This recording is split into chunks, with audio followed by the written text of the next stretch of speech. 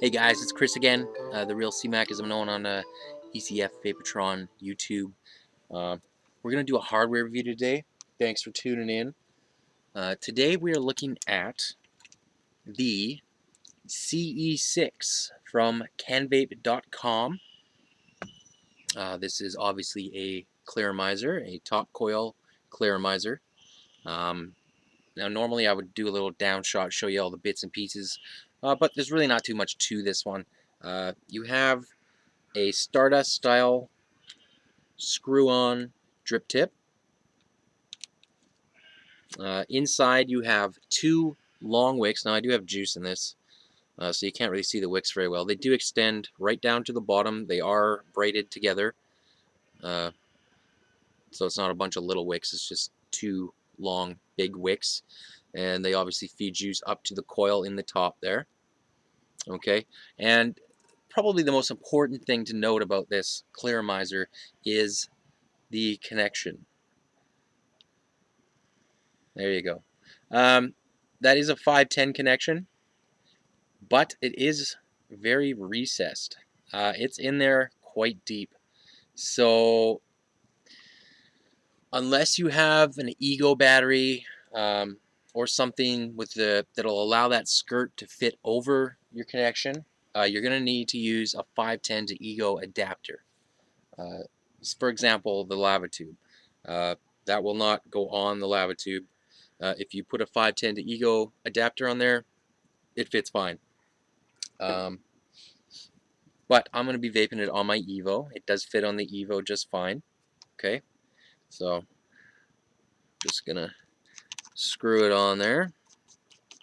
Alright, so you can see that 8 up. You know, the connection's way up here, and the skirt sits right down there. So you got to have an adapter or a skirt for it. So let's talk about what happened when I first started vaping this. First, let's talk about this thing holds 5 mils of juice. You can put a lot of juice in this thing. You know, compared to a Stardust, you know, the Stardust V2, I think it takes 1.6 or something like that. So, I mean, you're almost looking at 4 times the amount of juice in here.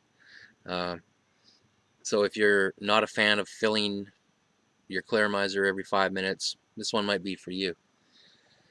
Let's get to how it vapes. Now, I first filled this up. I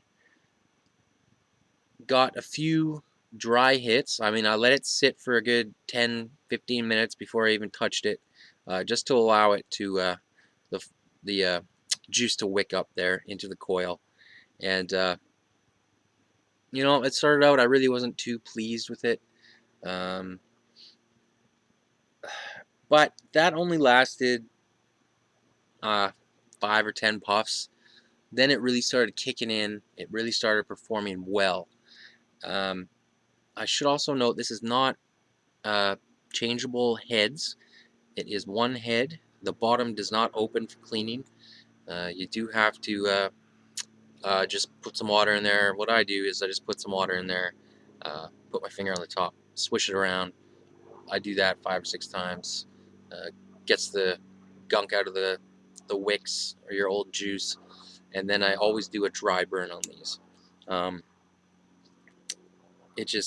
Some people just let these things sit overnight, and I find that really still doesn't get the water out. You start, you know, if you start with water in one of these, it's just a pain in the ass, because lots of the times the water is going to mix with the juice in there. You're going to get real hot, steamy vapes, which, as far as I'm concerned, are not very pleasant. So, dry burn these. That's what I have to say after cleaning. Now back to how it performs, as I got off on a tangent.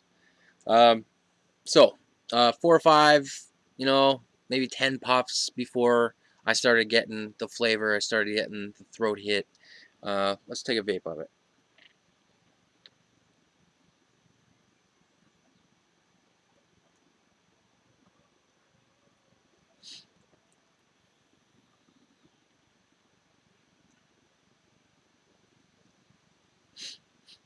Alright, this thing vapes pretty good.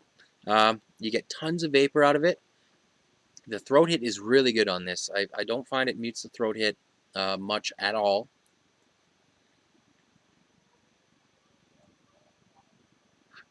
I get a really satisfactory throat hit.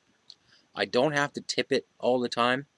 I do just out of habit, but these wicks are pretty monster. You can get that. Focus.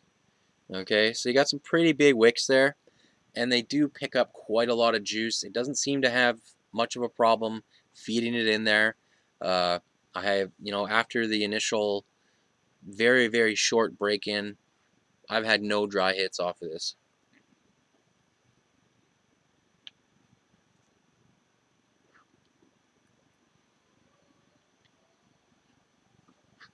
Okay, flavor-wise, I find this suffers in that area. Um, Not bad. It's not as good as the T2 Coil 5, which I see Canvape now carries. I got better flavor out of that one, but I'd say we're at about 70% flavor here. And I didn't notice it in some of the less flavorful juices I had, but this one here, I know what this tastes like. It's a really bold flavor, and I'm just not getting it all. I'm not getting it all.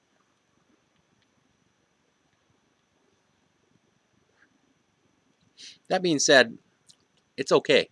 I walk around with it, vaping on it all day. It holds a lot of juice. Um, I'm still getting pretty decent flavor. It's just not maxed out. Why is that? I don't know. Um, I think these things come in at about 2.4 ohms, somewhere in there. I actually didn't measure it because I couldn't find my 510 Ego adapter, and my wife put it somewhere, and I'll just get yelled at if I ask where it is. So I got this at 4 volts right now. We can bump it up to 4.5.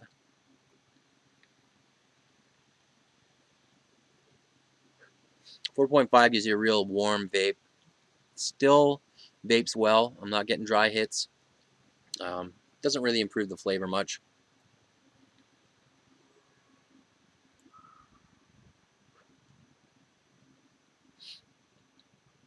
Let's put it up to 5 volts. I'm going to give it a good tip for that.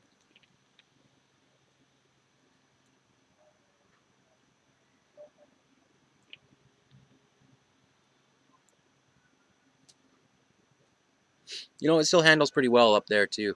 It is a little uncomfortably hot though, so I prefer to keep this down around 5 volts. This metal mouthpiece will start to get quite hot if you're vaping it, chain vaping it, or vaping at higher voltages.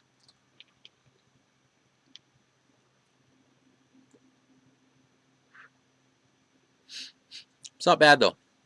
Vapor production is great. Throat hit is pretty damn good.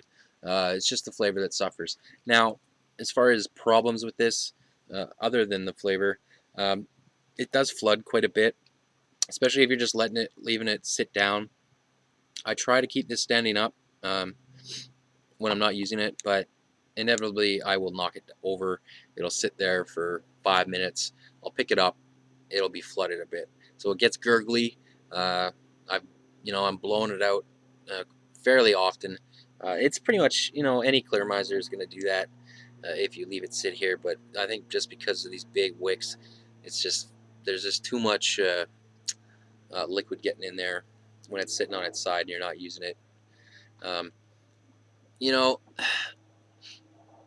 Now it holds 5 mils, and that's right at the bottom of the wick. So I wouldn't go any higher than that, or else you're going to get that flooding as well.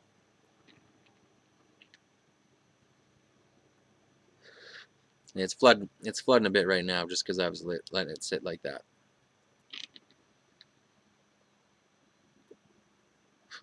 Still vapable though. So that is the CE6 Clearomizer from Canvape.com. Um, not a bad Clearomizer at all. A little bit of gurgling, a little bit of loss of flavor. Besides that, it holds a ton of juice. I haven't had any problems with the drip tip cracking on me or anything like that. It is a totally different drip tip than the T2. So, not bad at all. Pricing wise on these, I believe they're selling them for I had it lined up. So they're $7.95 each. Um, it's gonna last you a while. So if you're a fan of Clearomizers, Stardust style Clearomizers, it's not bad. So thanks for watching again, and I'll be back with more reviews.